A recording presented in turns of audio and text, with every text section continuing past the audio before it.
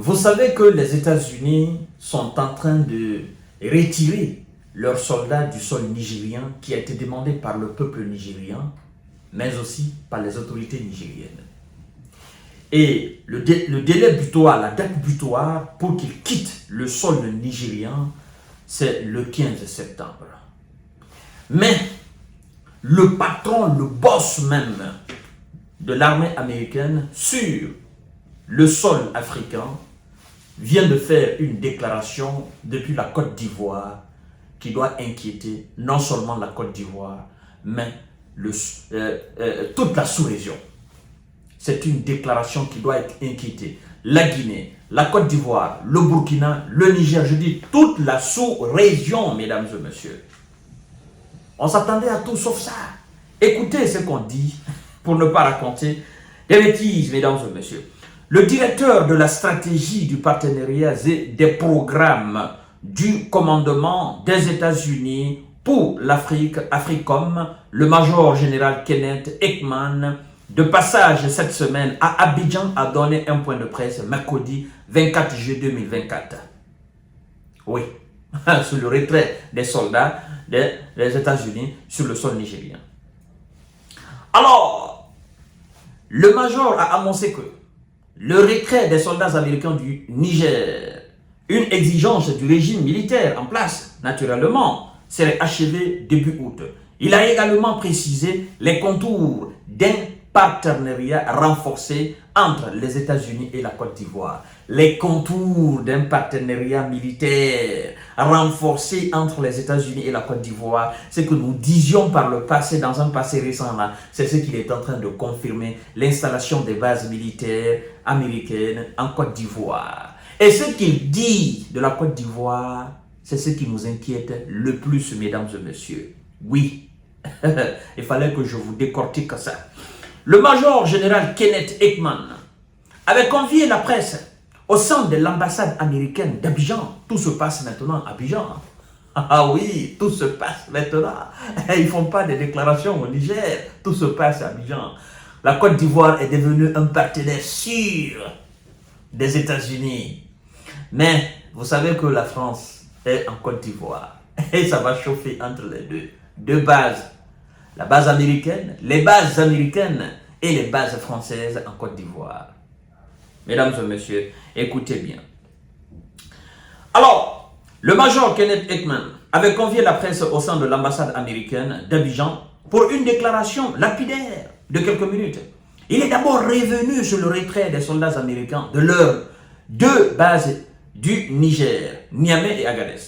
Le retrait, écoutez bien très, il dit, je cite, le retrait se déroule bien.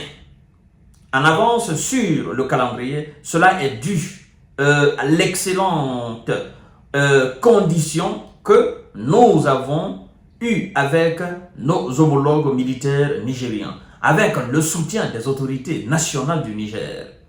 Je pense que nous aurons terminé le retrait début août, bien avant la date butoir du 15 septembre, a déclaré le major.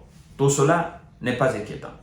Il continue en disant que effectivement le major s'est également inquiété. Ah là, lui on le demande de partir et c'est lui qui s'inquiète de ce qui va se passer. Pourquoi s'inquiète-t-il?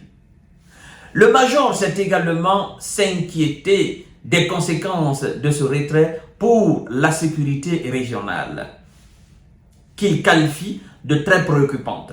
Ces discussions avec les autorités militaires et gouvernementales d'Abidjan, a-t-il expliqué, ont donc porté sur le renforcement du partenariat de longue date avec la Côte d'Ivoire afin de mieux contenir la menace sahélienne qui pèse sur ses frontières. Parlant de la Côte d'Ivoire, qu'est-ce qu'il fait? C'est de la com, mais c'est très très dangereux, mesdames et messieurs. C'est lui qui nous explique que lui, leur départ du Niger, ça aura des conséquences. La question que nous autres, nous sommes en mesure de nous poser est de savoir, et nous sommes en mesure de lui poser, lui, le major, est de savoir, leur présence représente quoi au Niger? Leur présence a quel avantage sur le peuple nigérien? Ils sont au Niger Les terreaux attaquent le Niger. Ils sont au Niger. Les djihadistes attaquent le Niger. Ils sont au Niger. Les groupes armés attaquent le Niger. Qu'est-ce qu'eux, ils font pas pour stopper cela? Qu'est-ce qu'ils font? Pour nous parler des conséquences. Ben, écoutez, dans les conditions normales, nous, on devrait se dire aujourd'hui, ben les Américains vont partir. Écoutez tout le travail qu'ils ont fait. Oh là là, ils vont nous laisser dans la merde. Ils vont nous laisser dans la main des terreaux. Depuis leur arrivée, on a constaté, n'est-ce pas, qu'ils se sont interposés entre nous et les terreaux. Ils ont mis les terreaux sur terre. Ils les chassent matin, midi, soir. Franchement, on se sent bien dans notre pays. Vive les États-Unis d'Amérique. C'est ce qu'on était censé se dire depuis leur présence, depuis leur arrivée. Mais tel n'est pas le cas. Que tu partes ou que tu restes, ça ne change rien au fait. Parce que si ta présence changeait quelque chose, nous autres, on devrait pleurer aujourd'hui. C'est comme Afghanistan.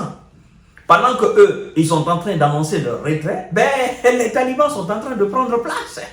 Ils les ont remplacés directement. Et là, on a vu la population qui s'inquiétait. Mais tel n'est pas le cas du Niger. Vous êtes au Niger. Les Nigériens ne sentent même pas votre présence. Alors, comment voulez-vous que les Nigériens ils soient quand même inquiets de votre départ?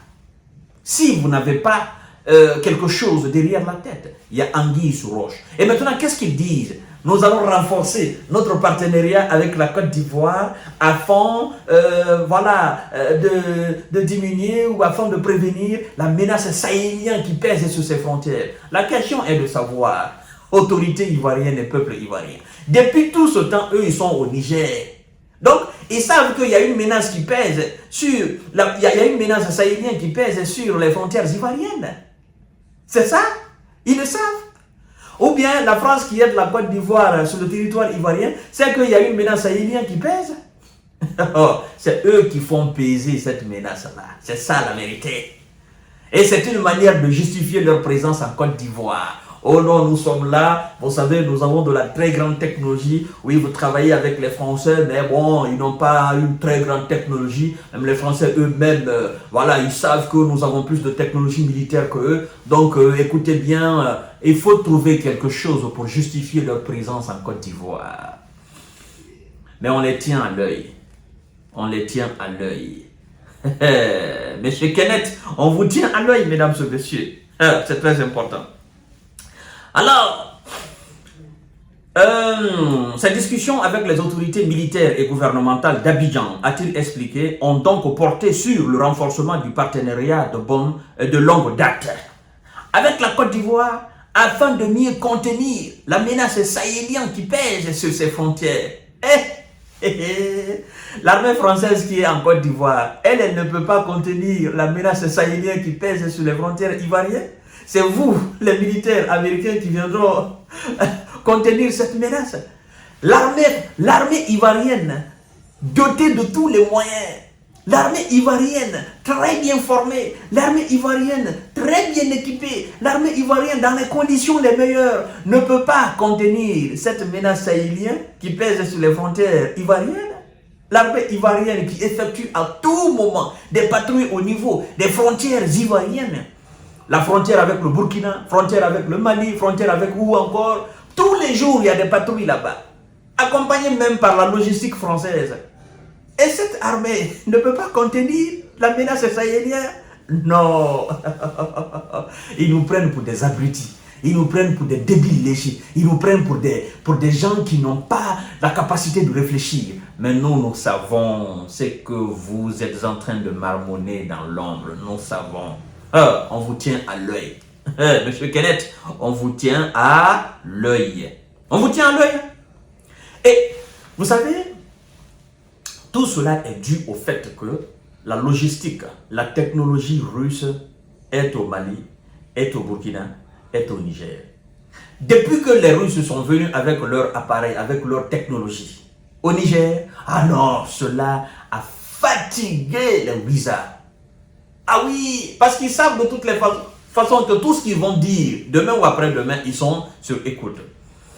On sait ce qu'ils marmonnent. Vous comprenez?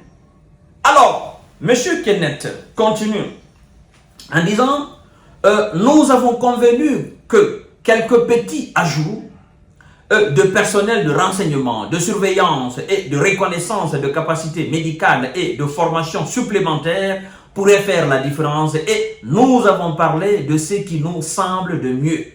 Et ce sera un choix politique qui n'a pas encore été fait. Nous savons que le choix est fait avec M. Dramane Ouattara. Ah, ça c'est clair et net.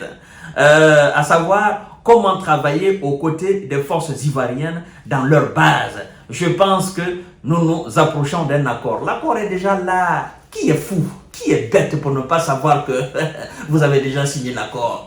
Que M. Alassane Dramane Ouattara a accepté que vous allez installer des bases militaires à Bouaké et un peu partout au niveau des frontières de l'AES. Nous savons. Mais écoutez, il n'y a pas de problème en Côte d'Ivoire. Il n'y a pas de terreau en Côte d'Ivoire. Non, il n'y a pas de djihad en Côte d'Ivoire.